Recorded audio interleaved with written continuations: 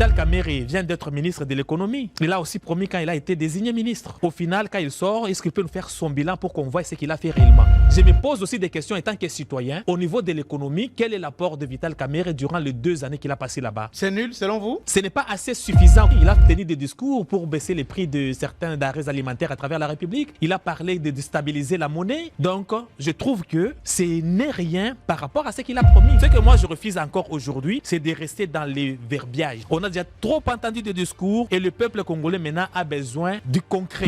Matata doit commencer à réfléchir correctement. Il ne suffit pas d'être opposant pour tout contredire. Il ne faut pas parler tout simplement parce qu'on a une bouche, mais il faut parler et prouver qu'il y a un cerveau qui tourne derrière la tête. Il n'y a pas une formule universelle pour faire un coup d'État. Matata Ponyo, à son âge et à son niveau, il estime que le président travaille sur base d'un calendrier ou bien d'un programme journalier où il entre au bureau à 8 h, il termine à 16 h comme tous les autres. Le chef de l'État, c'est un poste politique. Il travaille selon les calendriers qu'il peut tracer, selon les jours, selon qu'il veut recevoir, même au-delà des heures du travail. C'est politique. Même dans le ministère, on n'a pas les heures comme les autres où on entre à 7 h pour sortir à 16 h. Même le jour comme le dimanche, on peut travailler. Ça dépend du travail que vous avez, de l'agenda évidemment. Vous avez bien trouvé les termes. Ceux qui font un coup d'État ne cherchent pas où le président dort. Ils cherchent là où il se trouvera au moment où on va agir. Si le président est dans une fête, ils vont faire les efforts pour avoir les informations pour savoir où est-ce qu'il sera. On ne peut pas se focaliser pour dire que le président, comme c'est la nuit à 4 h du matin, il doit être dans sa chambre à coucher. Le président peut être dans sa chambre sur base de l'agenda. S'il devrait recevoir ce jour-là jusqu'à 3 h du matin, il pouvait être au bureau. Si ces assaillants-là avaient l'information qu'il serait à la cité, plutôt au palais de la nation, c'est là qu'ils iront le chercher parce qu'il avait cette information ça là. Alors, estimez que parce qu'ils sont allés chez Kamerhe, ils sont arrivés au niveau du palais de la nation à cette heure-là où le président est censé dormir. Le président n'est pas censé dormir à cette heure-là. Ça dépend de son agenda. Et si ces assaillants avaient la vraie ou la fausse information que le dimanche à cette heure-là, ils seraient au niveau du palais de la nation, ils iront au palais de la nation, ils n'iront pas au niveau de la cité de l'Oyo pour les chercher. Donc, tous ces gnosologues-là doivent mettre dans leur tête qu'on n'agit pas sur base de ce que doit faire une personne normale. Les assaillants devraient agir sur base des informations qu'ils avaient de là où ils pourraient trouver le président. Pour une raison ou pour une autre. Le président peut être dans une fête, il peut être dans un deuil, il peut être au niveau du palais de la nation en train de consulter, il peut être chez Kamerhe pour une raison ou pour une autre. Maintenant, les assaillants, eux, ne vont pas aller à 4 h du matin pour chercher comme n'importe qui doit dormir chez lui à la maison. Ils doivent chercher le président là où ils peuvent avoir l'information de là où il peut être ces jours-là pour agir. Dire qu'ils sont entrés avec facilité. Est-ce que c'est de manière volontaire que nos services ont agi de cette façon-là pour les laisser venir? Ils ont tendu un piège. Évidemment, c'est possible parce que ce sont les services de renseignement et ils ont toujours des tactiques, ils sont des spécialistes. Alors, nous ne pouvons pas d'emblée dire que nous qui ne sommes pas spécialistes pour dire que non, voilà parce qu'ils sont entrés avec facilité, c'est que c'est faux. Pour eux, le vrai coup d'État, c'est celui qui réussira jusqu'au bout. Tout celui qui sera étouffé sera un faux. Le cas de Matata Ponyo dont nous sommes en train de parler ici. Ce n'est pas parce qu'ils veulent dire que le coup est faux, c'est parce qu'ils sont déçus de son échec. Maintenant, ils cherchent une manière de se consoler pour éviter l'AVC. Matata a vu Christian ici au Congo, pas aux États-Unis, arriver jusqu'au palais de la nation en train de dire que non, Tshisekedi c'est terminé, nous avons le contrôle de la situation. Il a entendu dans ses oreilles, mais il dit que c'est faux. Lorsque les tractations ont commencé, sincèrement, j'étais déçu de voir la première liste sortir. Kamerhe, président. Le premier vice-président, Chilumbaï. Le deuxième vice-président, c'est Mbosso qui se présente. Troisième poste qui revient au MLC, Bemba présente sa propre sœur. Le poste qui revient à l'ensemble de Moïse, il présente sa propre tante. Le poste qui revient au parti des Bahati, il présente son propre fils. Sincèrement, sommes-nous quelle race d'êtres humains? Depuis que je suis sur terre, jusqu'à aujourd'hui, leurs grands-parents ont dirigé mes grands-parents. Leurs parents ont dirigé mes parents. Eux me dirigent moi aujourd'hui et ils ont mis en place le mécanisme pour que leurs enfants dirigent mes enfants. Et ça va continuer ainsi jusqu'à quand? Il y a eu quand même certains aménagements où on a élagué quelques noms, pas le tout, parce que Vital Kamerhe est resté. Quoi qu'il est passé aux élections primaires, mais même aux élections primaires, il s'est présenté lui-même. Donc chaque fois qu'il y a un poste, c'est lui-même d'abord, en entendant les autres vont suivre après. Donc ce comportement-là, c'est une dictature. Aussi longtemps que dans nos partis politiques, on est inapte à la démocratie, les pays vont souffrir. L'inaptitude de nos autorités morales par rapport à la démocratie est une conséquence qui se répercute sur la gestion de la République. Les partis politiques ne sont pas leurs biens privés. Nous sommes des partenaires et des collaborateurs. Pour prendre des décisions, on doit discuter et lever les options ensemble. Alors si au sein de leur parti politique, ils ont discuté et ils ont trouvé que l'autorité morale est mieux placée pour occuper ce poste-là, Je ne crois pas qu'il y ait ces discussions-là. Ils se nomment eux-mêmes Et vous savez très bien comment ça se passe. Ils prennent le parti politique comme leur vache à lait. Ce comportement-là doit cesser aussi longtemps que les gens de Maras existent. Donc il y aura un combat pour ça. Dans Ali Depes, ça n'a jamais été le cas? Ali Depes, cette fois-ci, au moins dans cette affaire ici, on a désigné quelqu'un qui n'a pas de lien avec un membre de famille de Kabouya. Il y a un système de parti mosaïque qui est né à Ali Depes que j'ai dénoncé aussi. Les mosaïques, ce ne sont pas les partis politiques qui existent sur terrain avec des structures bien organisées. C'est juste des listes qui ont profité pour que les gens puissent postuler au nom de ces listes-là au niveau de la CENI. Mais ils ont utilisé la base de l'UDPS. Après élection, il fallait que la gestion des ambitions revienne entre les mains du secrétaire général qui en est le chef. Et maintenant, lorsque vous laissez ces mosaïques gérer les ambitions, ils gèrent les ambitions de qui? Ils gèrent les ambitions de leurs oncles, de leurs tantes. C'est pourquoi ils donnent leur nom là-bas pour qu'elles puissent être positionnées. C'est une escroquerie politique. L'UDPS a combien de mosaïques aujourd'hui? À ma connaissance, je pense que ça doit être 4 ou 5. Dirigé par qui? Peter Kazadi. Il y a le premier vice-président de l'Assemblée qui vient d'être élu. Il y a le secrétaire Chabani, je crois. Oui. Chabani, oui. Ce sont ceux-là que je connais par le nom. Je connais pas.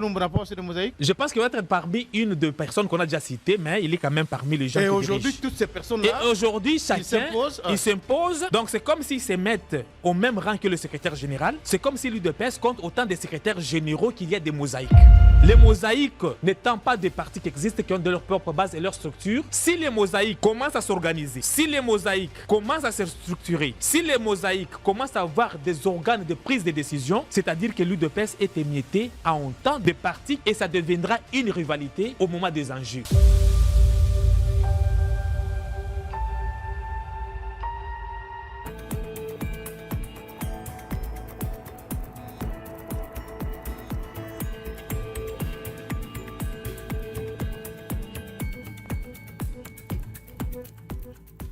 Merci beaucoup à vous tous qui avez choisi de suivre ce magazine, le débat congolais. Nous allons aujourd'hui réfléchir autour de ces sujets. Le premier est en rapport avec ces coups d'État qui continuent à susciter beaucoup de réactions. Coups d'État étouffés ou ratés.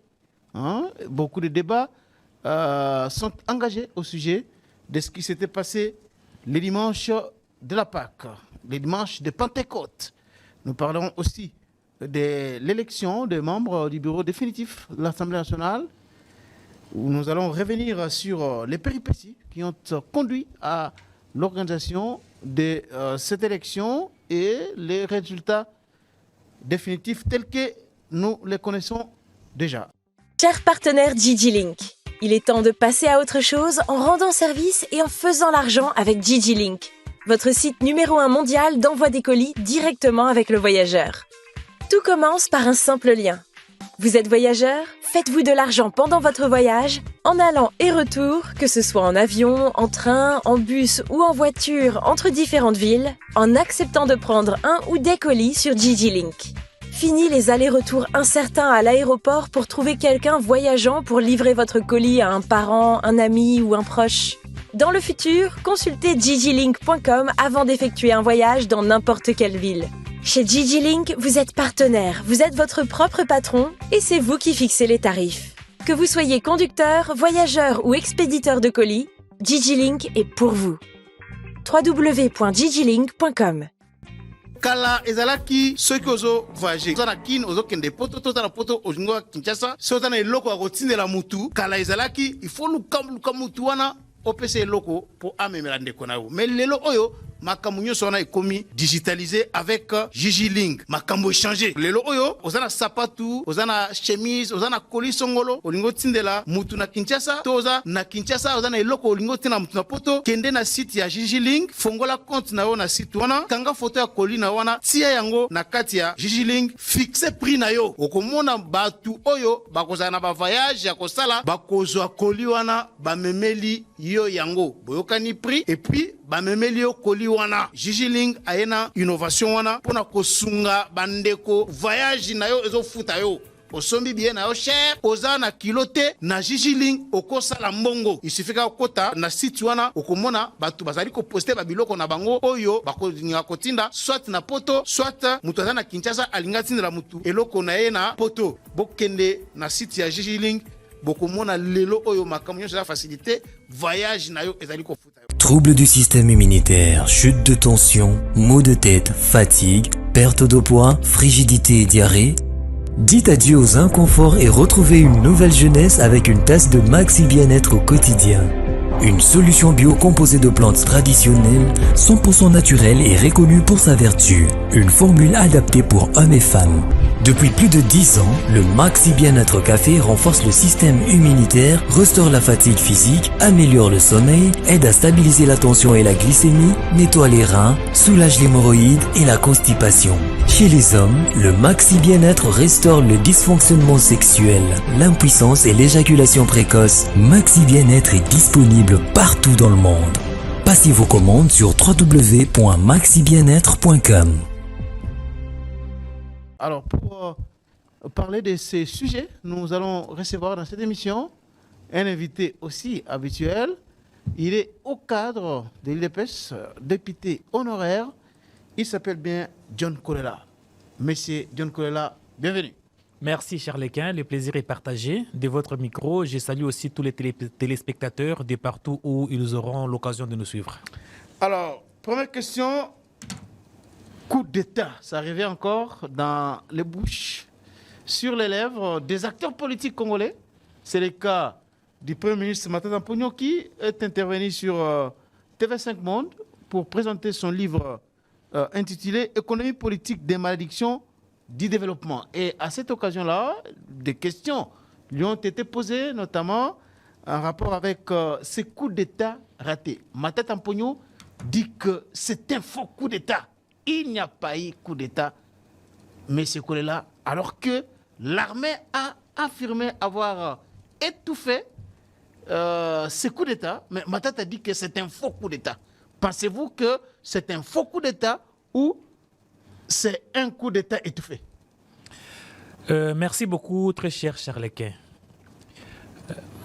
Matata Ponyo, comme les autres politiciens de l'opposition, comme certains journalistes des pacotis à travers la ville ou le pays. Ah, vous commencez à insulter les journalistes? Non, je ne parle pas de tous les journalistes. Mais il existe ceux qui sont des journalistes des pacotis, mais pas les journalistes comme vous et les autres. Il y en a aussi de bonne qualité. Et les autres qui sont à la recherche d'une théorie pour démontrer que ce coup d'État-là est un faux. D'abord, vous devrez savoir très bien, ensemble avec la population qui nous écoute, tout coup d'État qui échoue sera aux yeux de nos opposants un faux. Le vrai coup d'État pour notre opposition sera celui qui va réussir. Ce sera celui-là le vrai. Ça, c'est de 1. Deuxième chose importante. Pas toute l'opposition, ça il faut le souligner. Évidemment. Que, vous avez les gens qui Moïse Katumbi qui a condamné le fait qu'il n'était pas d'accord que les gens viennent déstabiliser les institutions. Ça, c'est Moïse Katumbi. J'ai suivi le communiqué. Je parle de politiciens qui cherchent la théorie de faux coup d'État. Donc, je les catégorise. Pour eux, le vrai coup d'État, c'est celui qui réussira jusqu'au bout. Tout celui qui sera étouffé sera un faux. Le cas de Matata Ponyo dont nous sommes en train de parler ici. Deuxième chose, leur expression, ce n'est pas parce qu'ils veulent dire que le coup est faux. C'est parce qu'ils sont déçus de son échec. Maintenant, ils cherchent une manière de se consoler pour éviter l'AVC. C'est une manière de se consoler parce qu'ils sont déçus. Leur volonté était que ça réussisse jusqu'au bout, mais comme ça n'a pas réussi, maintenant pour se consoler, il faut le qualifier de faux. Après ces deux éléments importants que je viens de donner par rapport à ces catégories de personnes, je m'en vais démontrer pourquoi je dis que cette tentative était vraie. La personne, ce quidam dont on parle là, s'est manifestée à travers plusieurs vidéos, plusieurs manifestations, en train de recruter des militaires, en train de vanter ses armes, en train de tenir des réunions, et il y a même des personnalités mieux placées à travers le monde qui les publicitent comme le président. Ça, nous ne sommes pas encore au niveau de la tentative de coup d'État. C'est-à-dire que ces vidéos-là sont anciennes, elles existent. Matata Ponyo a vu ça. Il a entendu ce qu'on parlait dans ces réunions-là. Il a entendu la déclaration de la mère de ce quidam. Il a entendu la déclaration d'un prêtre catholique. Il a entendu donc les déclarations de certains militaires à travers le monde qui lui avaient recruté. Mais Matata... Christian Malang avait recruté. Évidemment. Même la formation qu'ils étaient en train de filmer. Matata a entendu ça et il a vu.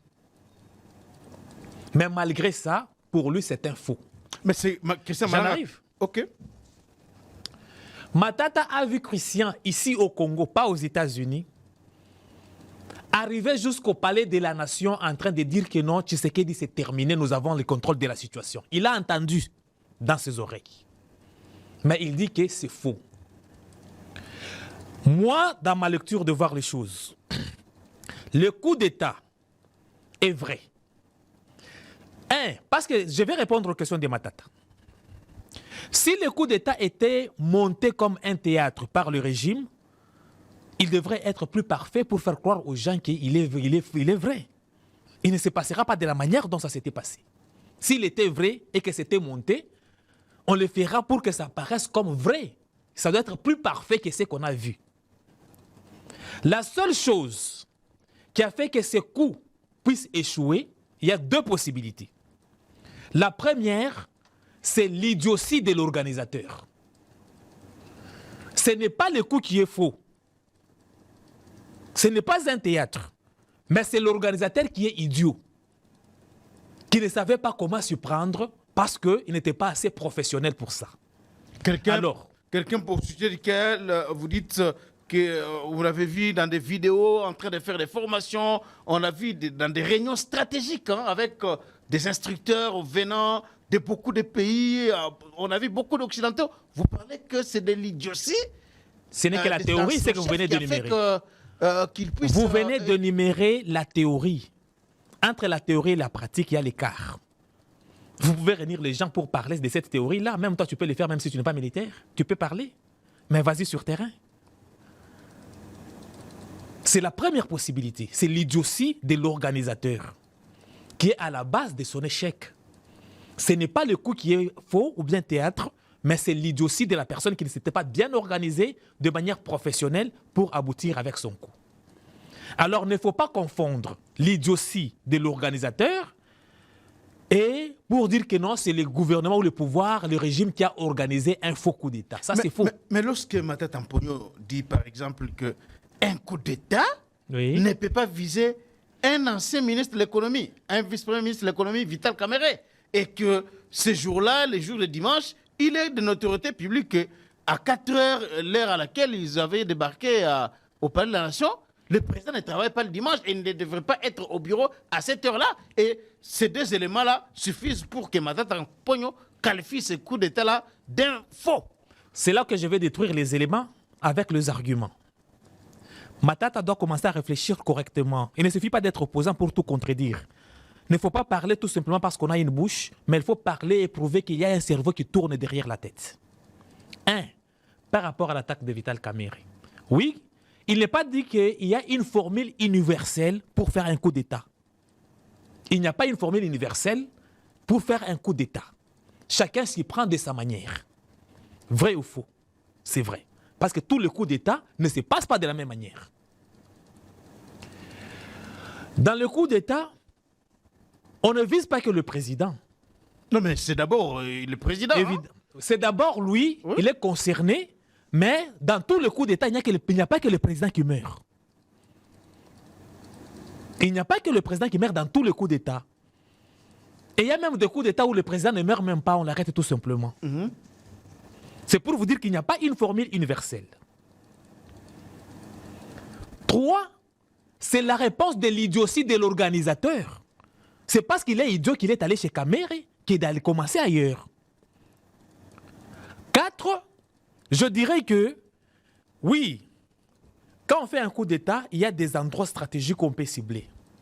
Mais est-ce que dans l'organisation ou dans le planning de ce monsieur-là, s'il était intelligent, l'hypothèse qu'il soit intelligent, mais ça a échoué maintenant, est-ce qu'ils ont planifié les choses de sorte que toutes les actions ou bien tous les endroits stratégiques soient envahis au même moment, de manière concomitante, ou bien ils ont fait une stratégie pour que ce soit de manière intermittente?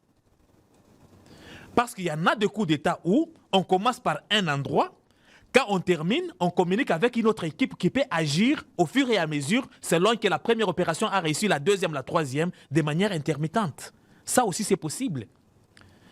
Donc, lorsqu'on se pose des questions de savoir, parce qu'il y en a aussi d'autres opposants qui sont posés ces questions-là, que comment c'était un coup d'État si le chef de l'État n'était pas attaqué, Ils ont posé comment la radio nationale, la télévision nationale n'a pas été attaquée, comment l'aéroport n'a pas été attaqué. Vous ne connaissez pas le planning ou le plan de ces assaillants-là. Peut-être qu'il fallait que si l'opération réussissait de l'autre côté, maintenant, s'ils avaient une complicité interne, qu'ils pouvaient peut-être agir en second lié. Donc, il y a toutes ces possibilités-là qui existent, mais nos professionnels, les gnosologues du Congo, parce qu'à toutes les questions, ils ont toujours toutes les réponses. Ils sont même dans la tête des Malanga pour savoir ce qu'ils pensaient. Je pense que c'est ça là où ils sont en train d'abuser de la notoriété. Est-ce qu'ils n'ont-ils pas finalement raison lorsqu'ils disent que comment est-ce qu'un groupe de militaires, une cinquantaine ou soixantaine, peut facilement comme ça accéder au palais de la nation, un endroit censé être le mieux sécurisé de la République? Une bonne question. Comment C'est comme si... comme ça peut accéder au palais de la nation? Là, vous venez d'ajouter 3 éléments. Il y a l'attaque de chez Kamere au lieu de chez le président. Je réponds d'abord que chez le président, ça a été attaqué. Mais Matata Pogno, à son âge et à son niveau qu'il est, il estime que le président travaille sur base d'un calendrier ou bien d'un programme journalier où il entre au bureau à 8h et il termine à 16h comme tous les autres. Le chef de l'État, c'est un poste politique. Il travaille selon les calendriers qu'il peut tracer, selon les jours, selon qu'il veut recevoir, même au-delà des heures du travail. C'est politique. Même dans le ministère, on n'a pas les heures comme les autres où on entre à 7 heures pour sortir à 16 heures. Absolument. Ça dépend des rendez-vous des personnes. Rester même à 4 heures. Même à 4 heures du matin, on peut rester. Même le jour comme le dimanche, on peut travailler. Oui. Ça dépend du travail que vous avez, de l'agenda évidemment. Vous avez bien trouvé les termes. De deux, il dit qu'on devrait attaquer là où le président dort parce que c'est la nuit. Non. Ceux qui font un coup d'État ne cherchent pas où le président dort. Ils cherchent là où il se trouvera au moment où on va agir. Si le président est dans une fête, ils vont faire les efforts pour avoir les informations pour savoir où est-ce qu'il sera. On ne peut pas se focaliser pour dire que le président, comme c'est la nuit à 4 heures du matin, il doit être dans sa chambre à coucher. Donc le président peut être dans sa chambre sur base de l'agenda. S'il devrait recevoir ce jour-là jusqu'à 3 heures du matin, il pouvait être au bureau. Si ces assaillants-là avaient l'information qu'il serait à la cité, plutôt au palais de la nation, c'est là qu'ils iront le chercher parce qu'il avait cette information, ça là. Alors, estimez que parce qu'ils sont allés chez Kamere, ils sont arrivés au niveau du palais de la nation à cette heure-là où le président est censé dormir. Le président n'est pas censé dormir à cette heure-là. Ça dépend de son agenda. Et si ces assaillants avaient la vraie ou la fausse information que le dimanche à cette heure-là, ils seraient au niveau du palais de la nation, ils iront au palais de la nation, ils n'iront pas au niveau du palais de la cité de l'Oyo pour les chercher. Donc, tous ces gnosologues-là doivent mettre dans leur tête que on n'agit pas sur base de ce que doit faire une personne normale. Les assaillants devraient agir sur base des informations qu'ils avaient de là où ils pourraient trouver le président. Peut-être en commençant chez Kamere, peut-être que selon leurs informations que le président pourrait visiter Kamere à ce moment-là, peut-être pour une réunion quelconque. À 4 heures du matin, quand même. Le président allait chez Kamere à 4 heures du matin. Moi, je suis politique. Matata, en réfléchissant... Je suis aussi en train de réfléchir. Nous sommes politiques. Nous sommes dans les tractations, dans la mise en place des institutions de la République. Pour une raison ou pour une autre. Le président peut être dans une fête, il peut être dans un deuil, il peut être au niveau de la cité de la nation, du palais de la nation en train de consulter, il peut être chez Kamere pour une raison ou pour une autre. Maintenant, les assaillants, eux, ne vont pas aller à 4 heures du matin pour chercher comme n'importe qui doit dormir chez lui à la maison. Ils doivent chercher le président là où ils peuvent avoir l'information de là où il peut être ces jours-là pour agir. Et vous pensez qu'ils avaient l'information que le président Tshisekedi était chez Kamere? Nous sommes en train d'analyser. Nous ne sommes pas en train de confirmer les choses. Nous devons être honnêtes pour dire que nous sommes en train d'analyser. Mais si, c'est là que je vais répondre même à votre troisième préoccupation par rapport à dire qu'ils sont entrés avec facilité. Le service est en train aussi de travailler en même temps. Est-ce qu'on les a donné les bonnes informations ou bien on les a désorientés? Le service peut avoir intercepté ces coups. Maintenant, pour les piéger, les appâter, pour qu'ils arrivent et ils puissent les rattraper et mettre fin à ces coups-là, plusieurs stratégies peuvent être utilisées. Est-ce que c'est de manière volontaire que nos services ont agi de cette façon-là pour les laisser venir? Ils ont tendu un piège. Évidemment, c'est possible parce que ce sont les services des renseignements et ils ont toujours des tactiques, ils sont des spécialistes.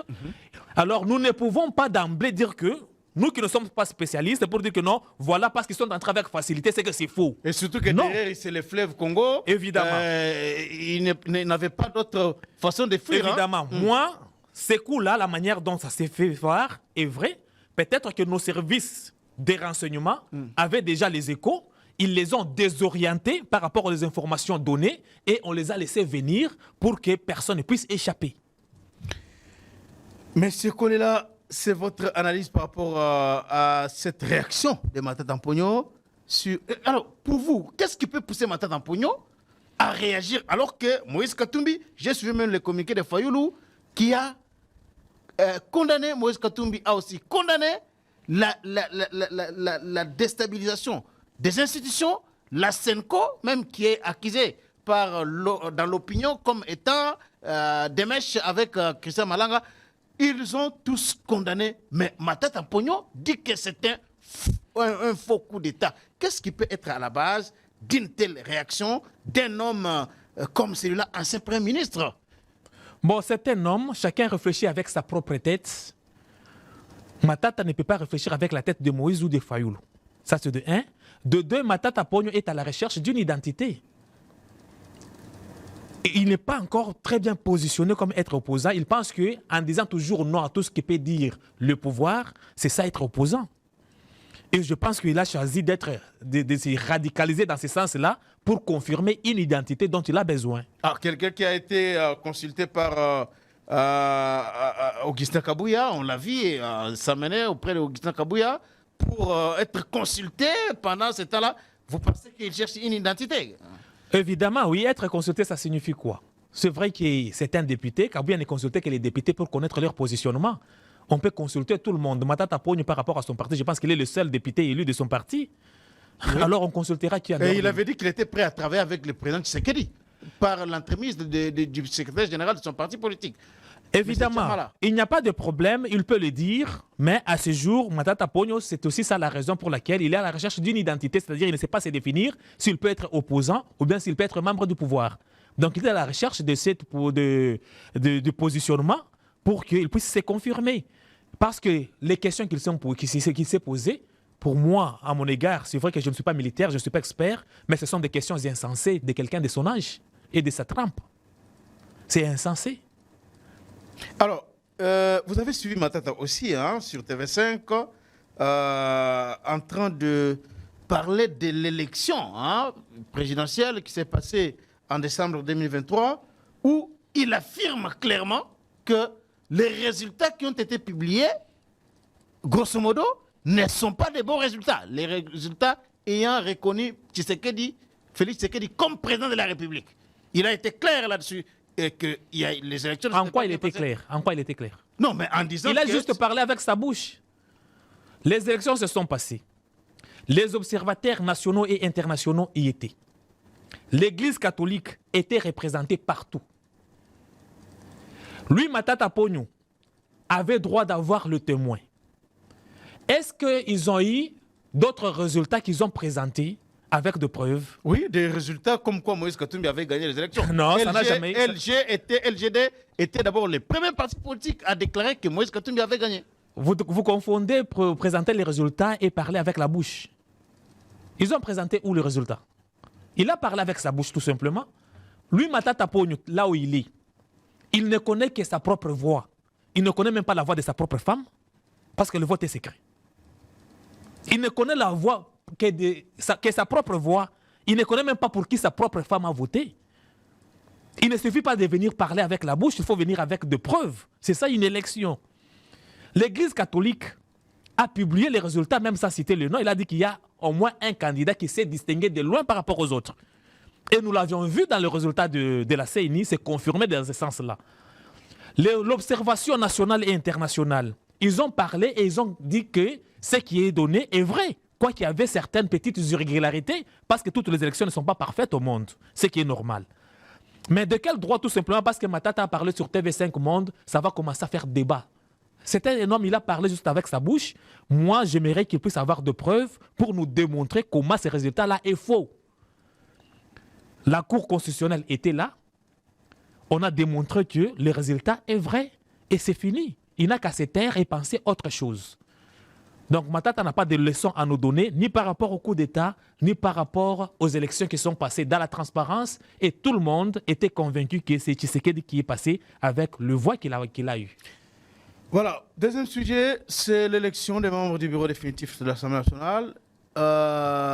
Monsieur John Kolela, il y a eu beaucoup de tractations pour finalement avoir un ticket définitif pour ces élections.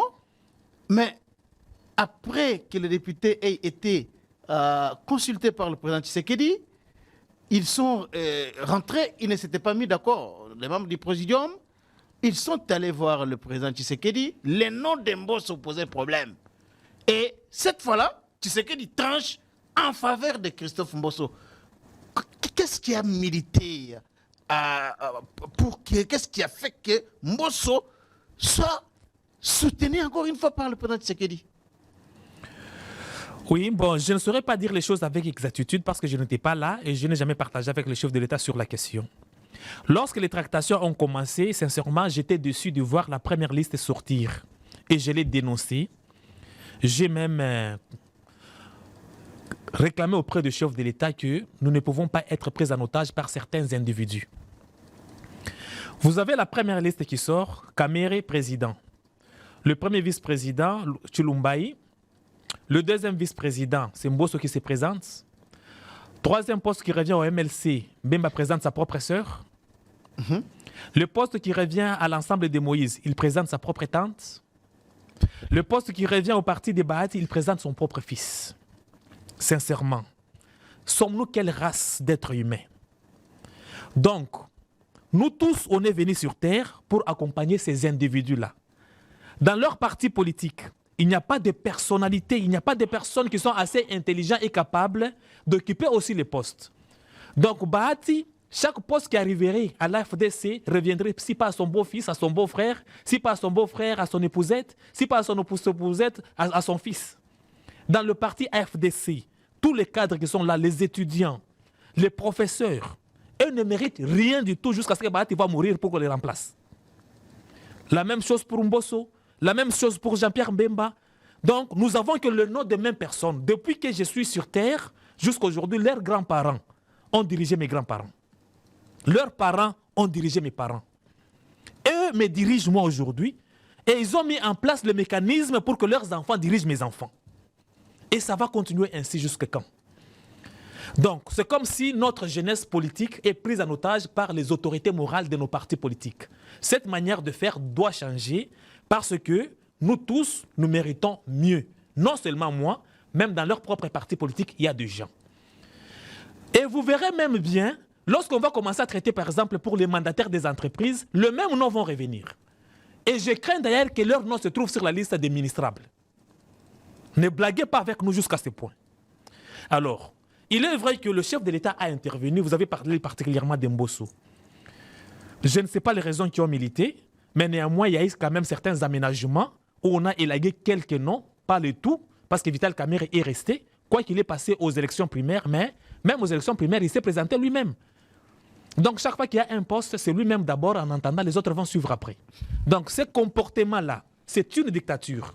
Aussi longtemps que dans nos partis politiques, on est inapte à la démocratie, les pays vont souffrir. L'inaptitude de nos autorités morales par rapport à la démocratie est une conséquence qui se répercute sur la gestion de la République. Pour que la République soit un État. Les autorités morales ne soient pas là sur la liste. Les partis politiques ne sont pas leurs biens privés. Nous sommes des partenaires et des collaborateurs. Pour prendre des décisions, on doit discuter et lever les options ensemble. Alors si au sein de leur parti politique, ils ont discuté et ils ont trouvé que l'autorité morale est mieux placée pour occuper ce poste-là. Je ne crois pas qu'il y ait ces discussions-là. Ils se nomment eux-mêmes. Et vous savez très bien comment ça se passe. Ils prennent le parti politique comme de leur vache à lait. Ce comportement-là doit cesser aussi longtemps que les gens de ma race existent. Donc il y aura un combat pour ça. À l'IDPS, ça n'a jamais été le cas? À l'IDPS aussi, parfois, oui, c'est le cas. Mais pour cette fois-ci, au moins dans cette affaire ici, on a désigné quelqu'un qui n'a pas de lien avec un membre de famille de Kabouya, parce que c'est Kabouya qui en est presque le responsable, mais il y a un système qui est né à l'UDPS que j'ai dénoncé aussi. Il y a un système de parti mosaïque. Ah, des mosaïques. Ah, évidemment, oui. Ok. Les mosaïques, c'est une stratégie qui est normale. C'est quoi? C'est créé par qui d'abord? Première question. Les mosaïques, c'est une stratégie créée par l'UDPS au regard de notre système électoral qui est proportionnel pour permettre au chef de l'État d'avoir un grand nombre de députés, voire même la majorité. Voilà pourquoi c'est la première fois, grâce à cela, que nous avons presque au-delà de 150 députés, Absolument. si on compte ceux de l'UDPS, plus leurs mosaïques. En principe, les mosaïques, ce ne sont pas les partis politiques qui existent sur terrain avec des structures bien organisées.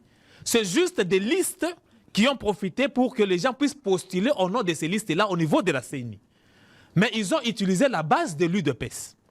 Après élection, il fallait que la gestion des ambitions revienne entre les mains du secrétaire général qui en est le chef, le patron de tous ces mosaïques pour qu'il les gère. Mais au moment où on laisse ces mosaïques gérer les ambitions alors qu'ils n'ont pas de militants, c'est-à-dire qu'ils sont en train de Les mosaïques servir... n'ont pas de militants. Ils n'ont pas de militants pour leurs propres militants. Ce sont les militants de l'UDPS qui leur a servi de base au niveau des élections. C'est-à-dire c'est comme l'UDPS a été divisé. Les uns votent ici, les autres là-bas. En réalité, leur base, c'est la base de l'UDPS. Et maintenant, lorsque vous laissez ces mosaïques gérer les ambitions, ils gèrent les ambitions de qui? Ils gèrent les ambitions de leurs oncles et de leurs tantes. C'est pourquoi ils donnent leur nom là-bas pour qu'eux puissent être positionnés. C'est une escroquerie politique. L'UDPS a combien de mosaïques aujourd'hui? À ma connaissance, je pense que ça doit être 4 ou 5. 4 mosaïques dirigées Oui. par qui? Peter Kazadi. Je sais que Peter Kazadi utilise, dirige et représente, pour ne pas dire diriger, parce que ça ne se dirige pas. Il y a le premier vice-président de l'Assemblée qui vient d'être élu. Il y a le secrétaire Jean-Claude Chabani, je Chilombaye. crois. Oui. Chabani, oui. Ce sont ceux-là que je connais par le nom. Je Paul connais pas. Chilombo n'a pas aussi de mosaïques? Je pense qu'il va être parmi une des personnes qu'on a déjà citées, mais il est quand même parmi les gens Et qui aujourd'hui, dirigent. toutes ces personnes-là. Et aujourd'hui, chacun, s'imposent, il s'impose. Donc, c'est comme s'ils se mettent au même rang que le secrétaire général. C'est comme si l'UDPS compte autant de secrétaires généraux qu'il y a des mosaïques. Parce qu'eux aussi se mettent autour de la même table de la même manière avec donc le même quota. Ils discutent d'égal à égal avec d'égal et égal, évidemment. Alors C'est le cas aujourd'hui à l'UDPS? c'est le cas aujourd'hui parce que jusqu'à aujourd'hui, chaque mosaïque traite ses ambitions. Donc, c'est ce qui se passe. Donc, je trouve que c'est une escroquerie. Les mosaïques n'étant pas des partis qui existent, qui ont de leur propre base et leur structure, si les mosaïques commencent à s'organiser, si les mosaïques commencent à se structurer, si les mosaïques commencent à avoir des organes de prise de décision, c'est-à-dire que l'UDPS est émietté en temps de partis qui a des mosaïques et ça deviendra une rivalité au moment des enjeux. C'est un grand danger et je souhaite qu'à partir de ce moment, ceux qui ont le pouvoir de recommander à ces mosaïques de se remettre entre les mains du secrétaire général, c'est le moment de le faire. C'est au moins cette tricherie-là que moi j'ai constaté, selon mes analyses, au niveau du parti, et ça doit se corriger. Est-ce que les chefs de ces mosaïques-là, les présidents nationaux de ces mosaïques-là, n'ont-ils pas financé eux-mêmes les élections pour leurs candidats? Non. Ils ont reçu l'argent du parti. C'est l'UDPS. Comment voulez-vous expliquer que un cadre de l'UDPS, qui est par exemple porte-parole de l'UDPS, on place à la tête d'une mosaïque et qu'il devient le président de ces mosaïques-là, c'est-à-dire qu'il a quitté l'UDPS. C'est ce que ça signifie. Pour devenir président de ces partis-là, donc il faut quitter l'UDPS. Tu ne peux pas être membre de deux partis à la fois. C'était juste une stratégie électorale. Après l'élection, tout le monde revient au bercail, c'est tout. Mais laisser évoluer de manière indépendante et autonome, c'est vouloir émietter l'UDPS. Et ces partis-là vont chercher à concurrencer l'UDPS au moment venu. Et aujourd'hui, ils réclament des postes au nom de leur mosaïque. Au nom de leur mosaïque. C'est le cas aujourd'hui. Évidemment. Et je trouve que cela, c'est une tricherie et une escroquerie. Alors, je parle ici du maintien de Mbosso. Les gens se sont posés des questions. J'aimerais que vous donniez quand même une réponse, ne fût-ce que brève.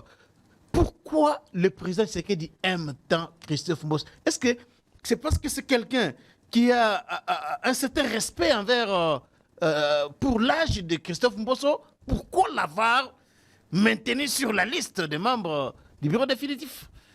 Je crois que ce n'est pas une confirmation, mais c'est une analyse à haute voix ou bien un raisonnement. Je crois que le bureau de l'Assemblée nationale doit obéir à certaines règles, dont la représentativité aussi régionale.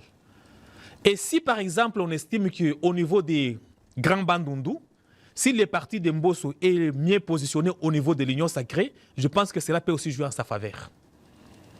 Seulement pour ça. Et il est la seule personne à être du Bandundu dans son parti. Je ne dis pas qu'il est la seule personne, parce que j'ai dénoncé qu'il y a plusieurs personnes, mais je dis que si son parti est la mieux positionnée au sein de l'Union sacrée, parce que vous savez très bien que le Bandundu particulièrement, c'est la bastion de l'opposition, particulièrement de Martin Fayoulou, même au regard des élections. Mais au niveau maintenant de l'Union sacrée, y a-t-il un parti qui a au moins l'engrenage par rapport ou bien au-dessus de celle qui représente le parti de Mbosso?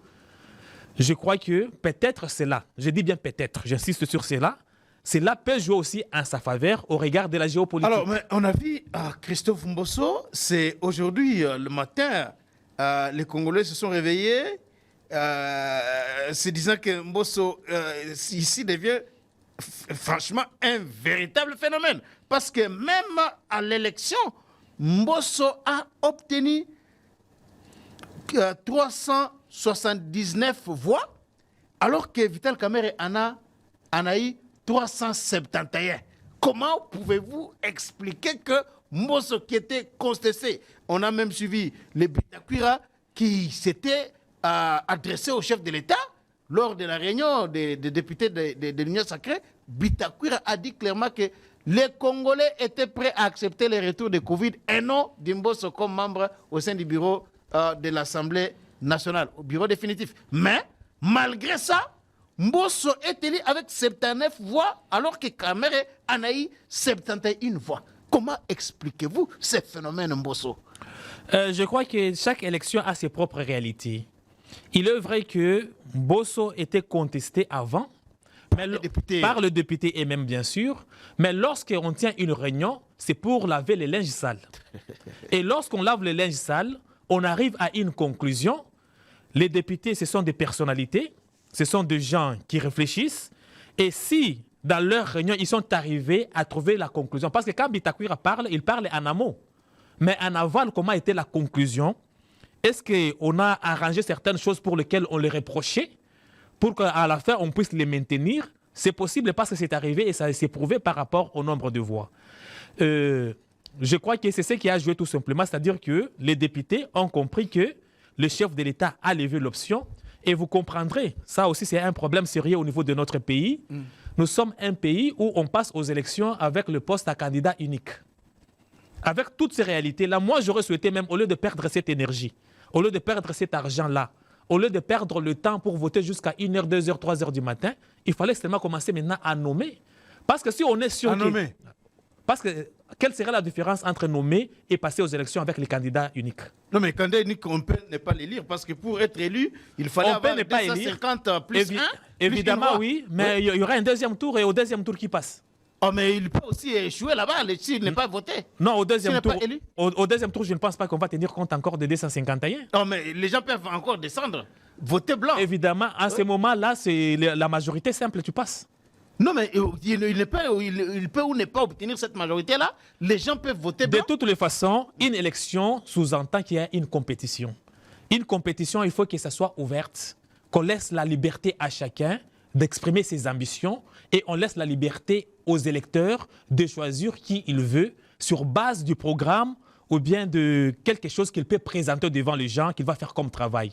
Mais ici, quand vous n'avez pas un deuxième choix, je ne trouve pas que cela peut être considéré comme une élection selon mon entendement. Donc vous pensez qu'il n'y a pas eu élection hier à l'Assemblée nationale? Il y a eu élection, mais à candidat unique. Moi, dans ma tête, ça ne tourne pas rond. Imposer les candidatures uniques à chaque poste et parler d'une élection, je trouve que c'est une aberration. Je trouve que la démocratie est aussi prise en otage à ce niveau-là.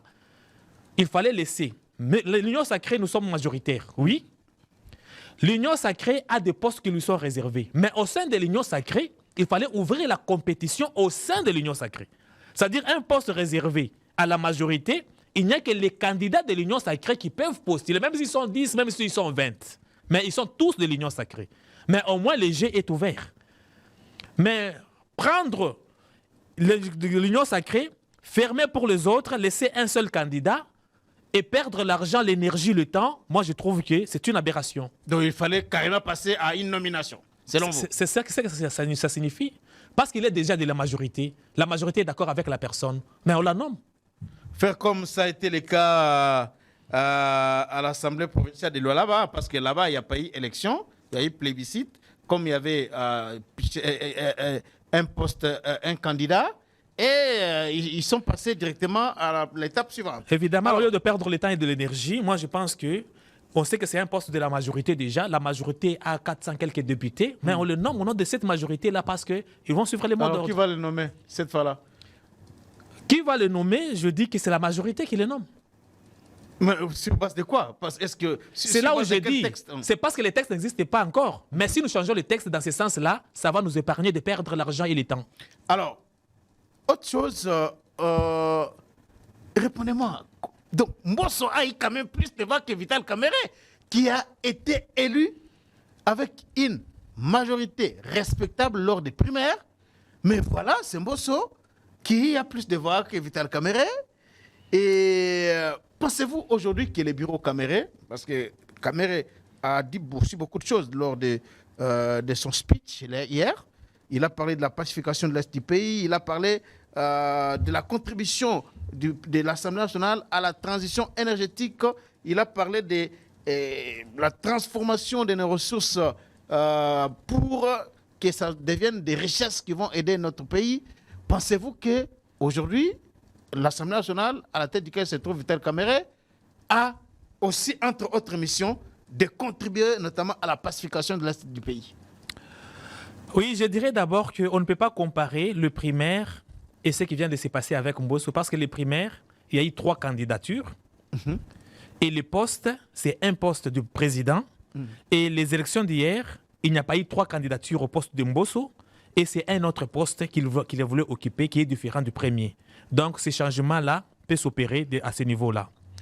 De 2, les électeurs de Mbosso peuvent refuser de voter Kamerhe, mais ceux de Kamerhe peuvent voter pour Mbosso parce que chacun ne sait pas ce que l'autre va faire. Donc, c'est ce qui peut expliquer qu'il puisse avoir plus de voix que l'autre. Par rapport au discours de Vital Kamerhe, oui, quand j'ai entendu ça pour la première fois, je pensais qu'il s'était trompé pour parler de la pacification de l'Est, mais quand j'ai entendu pour la deuxième fois, il a cadré bien son message à ce niveau-là. C'est dans le cadre de la diplomatie parlementaire. La diplomatie, ce n'est pas l'affaire du ministre des Affaires étrangères seul. La diplomatie, c'est l'affaire du chef de l'État, c'est l'affaire du ministre, c'est l'affaire de l'institution Parlement. Le Sénat comme l'Assemblée nationale, il y a des jurys, des rencontres entre parlementaires. Certaines questions sont traitées à ce niveau-là avant même que le chef de l'État ne puisse y intervenir.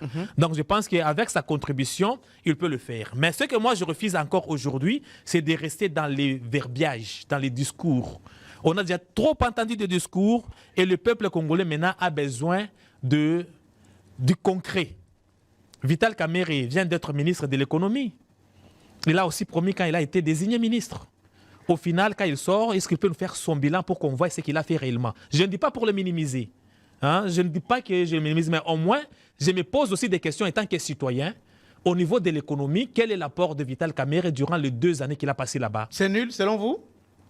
Ce n'est pas assez suffisant, consistant pour qu'on pense qu'il a fait ce qu'il a promis. Il a tenu des discours pour baisser les prix de certains denrées alimentaires à travers la République.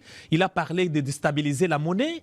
Donc, je trouve que ce n'est rien par rapport à ce qu'il a promis. Le résultat sur terrain le démontre et tout le monde est en train de le vivre.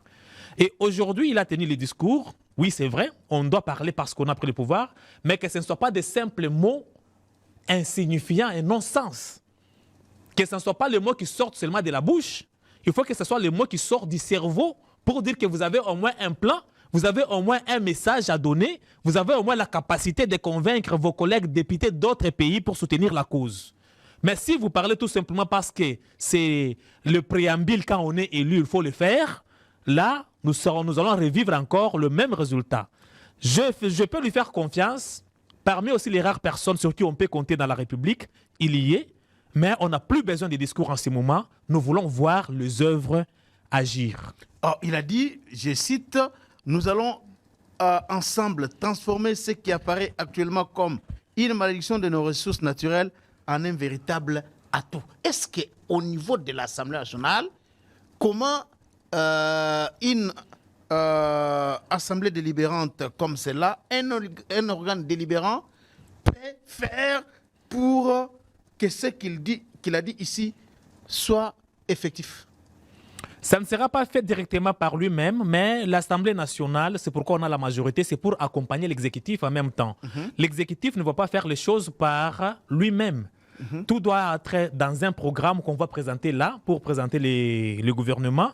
À travers ces programmes-là, quand il arrive au niveau de l'Assemblée nationale a quand même la possibilité de faire des amendements au moment élevé parce qu'ils vont les recevoir avant qu'on puisse les publier. Et à travers le budget qu'on aura à voter chaque année, l'Assemblée nationale peut orienter aussi les choses selon son entendement après les débats, c'est-à-dire qu'on discute et on peut convaincre aussi les ministres à agir, mais aussi à travers les différentes lois qu'on peut prendre. À ce moment-là, on peut accompagner, mettre des structures ou des garde-fous par rapport à l'accompagnement de l'exécutif dans ces projets-là. Je crois que c'est ça l'esprit de ce qu'il a voulu dire. Alors, suivons d'abord cet élément des passations des marteaux. Reprise entre Vital Kamerhe, bon, pas remise, reprise, hein. C'était l'installation du bureau Kamerhe en présence de Christophe Mbosso et tous les autres membres nouvellement élus, membres du bureau définitif de l'Assemblée nationale devant la plénière. Suivons d'abord cet élément.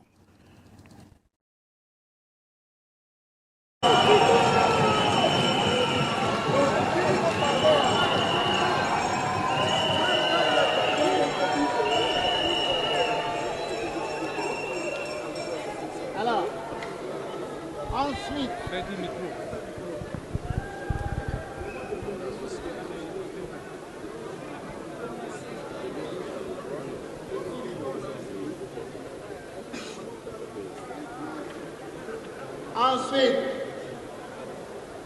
je remets au nouveau président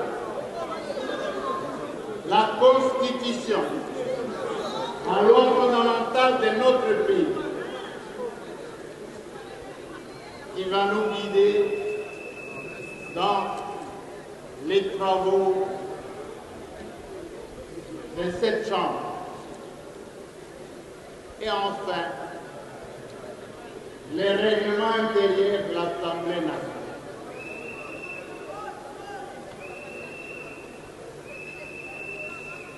Honorable Président, je vous remets ces excuses.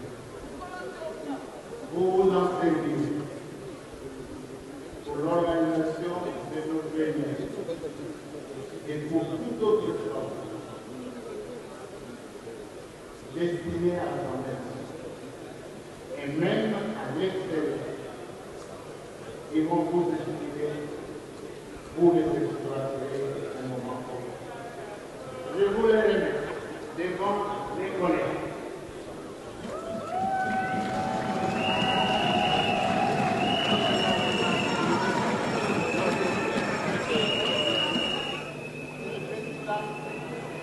Mes sincères félicitations.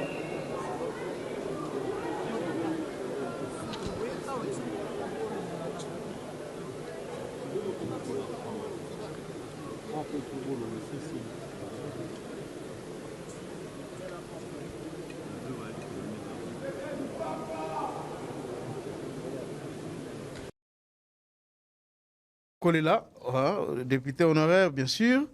On avait vu lors des primaires la victoire de Vital Kamerhe. Mbosso ne l'avait même pas regardé. Il avait carrément boudé. Hein. On a vu ici, lors de la tentative de coup d'État, les assaillants chez Kamerhe, dans les communiqués que Mbosso a publiés, il n'a même pas fait mention de Vital Kamerhe. Et là, Mbosso et Kamerhe sont ensemble dans le bureau définitif. Pensez-vous que le courant va vraiment bien passer entre ces deux personnes, malgré cette cérémonie que l'on vient de voir ici? Oui, je pense que ce sont les hommes d'État, ce sont des grandes personnalités qui ont évolué dans beaucoup de gouvernements, beaucoup de régimes. Je pense qu'ils savent ce que c'est être un homme d'État. Ils doivent être à mesure de se dépasser. Là, dans ces compétitions-là, ils étaient des adversaires. même s'ils sont tous de l'Union sacrée, mais devant la compétition, c'était des adversaires. Mais là-bas, ils ne sont pas là pour leurs intérêts, ils sont pour les intérêts de la République. Et les règlements intérieurs tracent les limites des attributions de chacun. Je crois qu'il est temps que les êtres humains dans une société, les problèmes ne peuvent pas manquer, mais l'intérêt général doit les caractériser et les règlements intérieurs doivent les départager. De mon expérience, je ne vois pas là où un deuxième vice-président peut entrer dans les problèmes avec le président de l'Assemblée nationale. Je ne vois pas trop cette possibilité. Peut-être au niveau de la diplomatie, parce que chacun a sa part des diplomaties qu'il doit contrôler. C'est question qu'ils en parlent. Et je crois qu'ils ont trouvé le temps, parce que là, comme ils ont décanté la situation, ils ont trouvé le temps peut-être de se parler, parce que même les communiqués que vous avez dit, Mbossoayi a corrigé les communiqués après. Le premier était passé dans ce sens et il a fait le deuxième. C'est pour dire qu'il s'était ressaisi. Et j'espère que durant les 4 années et demie qui nous restent, ils seront à même de travailler pour amener la paix et pour aider à ce que l'institution puisse travailler. Parce que selon moi, selon mes analyses, le plus grand problème de ces régimes et de cette mandature commenceront entre l'année 2026 et 2028, au moment où il y aura des luttes de positionnement, au moment où il y aura les problèmes de recherche d'un dauphin. C'est à ce moment-là que beaucoup de problèmes peuvent se poser. Je ne suis pas un prophète des malheurs, c'est juste une analyse politique au regard de la configuration et du comportement de nos politiciens. Merci beaucoup, Monsieur John Kolela. C'est moi qui vous remercie. C'était vraiment un plaisir pour nous de vous recevoir dans cette émission. Partagez massivement cette émission dans vos groupes WhatsApp, partout où vous vous trouvez.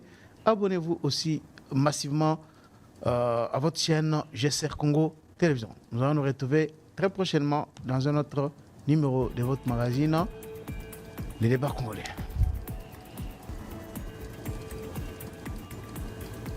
Thank you.